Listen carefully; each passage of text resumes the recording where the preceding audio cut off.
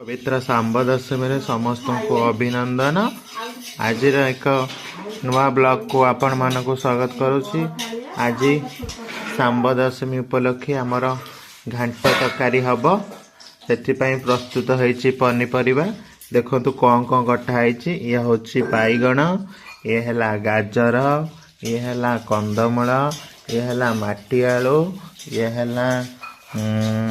फूलकोबी, ये अमृतभंडा, ये है बंतर कदली, ये आलू, ये बीन, ये कखारू आ ये है ग्रीन मटर, ये सारू। ब्लॉक रे जोड़ी है रहतु। आगु को आपण मान को देखी केमिति तरकारी प्रस्तुत हो।